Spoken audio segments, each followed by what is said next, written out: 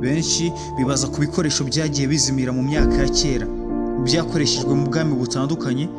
Hari iherezo ryabyo? Ese bimwe na bimwe byaba byarazimiriye he? Uyu munsi twabateguriye amateka ku buryo burambuye ku icumu ryatewe Yesu Kristo mu Rubavu. Wifuza kujya ukurikirana ibiganiro byose tubagezaho, wakanda subscribe kuri YouTube channel ya Passion 250.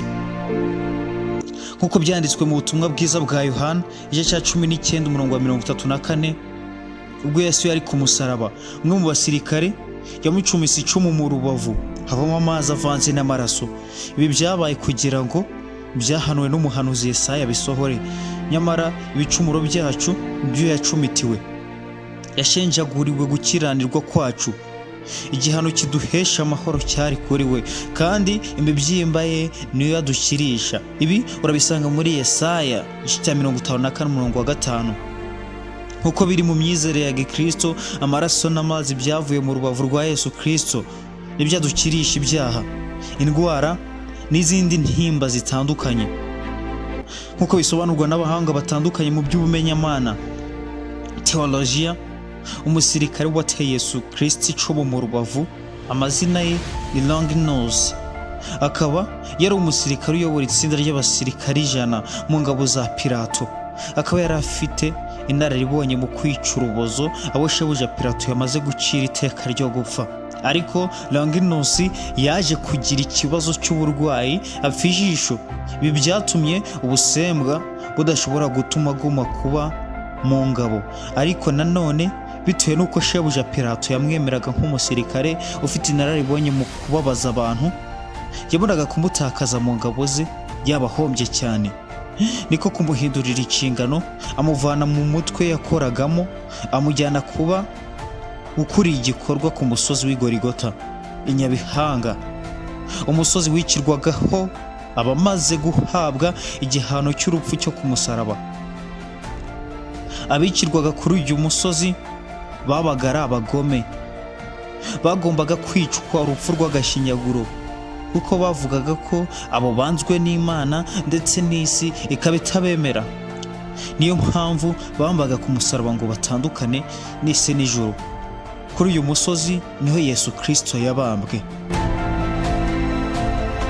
Nkuko yarabimenyereye mu kubabaza abantu kwe, Longinus yategetse ko bavuna amaguru abari babambanywe na Yesu ngo bapfe vuba, kuko isabato yari yegereje.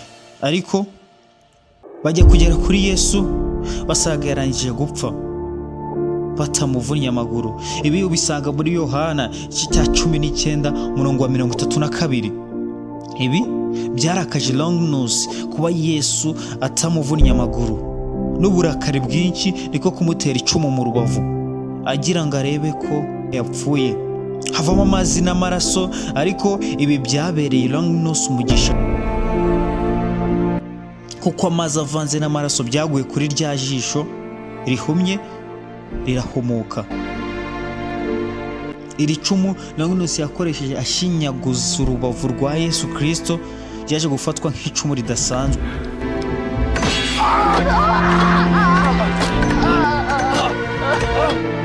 Abami benshi barifata nk'ikirango cy'ububasha butangaje. Abami barikoreshaga berekana ko ubwami bwabo bukomeye. Ryafashwe kandi nk'intwari ikomeye.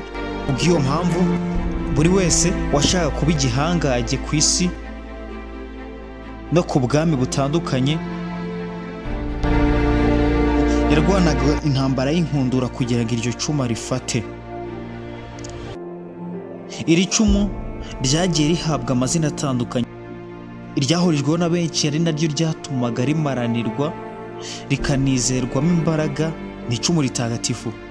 Kuva mu kinyejana cya mbere kugeza mu cya 6, iri cumu ryari mu biganza by'ubwami bw'Abaromani, ribitswe muri bazilika yitiriwe umutagatifu Petero. Umwami w'abami w'Abaroma yakoresheje iri cumu nk'ikimenyetso cyo gukomera ku bwami bwe, ndetse akavuga ko igihe cyose arifite ntawashobora kumurwanya ngo amutsinde, kandi ni nako ryasimburanaga ku biganza by'abami batandukanye b'Abaroma. Uko ingoma zasimburanaga buri gihe. Ahagana mu 1350 umwami w'abami w'Abadage yitwaga Menya yarwaniye gupfa no gukira iri cumu. Ingabo ze zizeraga ko iyo yarishyiraga hejuru batsindaga urugamba, yarimanura bagatsindwa. Uko niko ubwami bw'Abadage bwakomeje gufatira icumu ritagatifu nk'ikimenyetso gikomeye kandi gitangaje. Mu 1806 ubwo ubwami butagatifu bw'Abaroma bwasenyukaga burundu, iri cumu ryatwawe mu nzu ndangamurage ya Offenburg mu mujyi wa Vienne, aho ni muri Autriche. Mu 1908 Hitler yamenye iby'iri cumu, uko yakuraga afite inyota y'ubutegetsi no kuba umwami w'abami w'Abadage, kandi akabyutsa ubwami bw'Abadage mu Burayi. Yumvaga icyamufasha kugera kuri izo nzozi ze nta kindi uretse iryo cumu.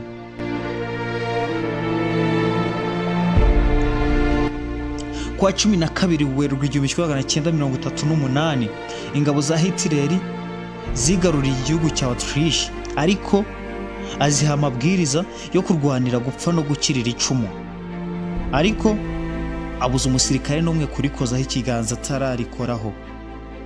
Bidatinze kwa 15 Werurwe 1938 Hitler yakandagiye mu mujyi wa Vienne, aho ni muri Autriche, kandi ashyira mu biganza bye iryo cumi ryatewe Yesu mu Rubavu.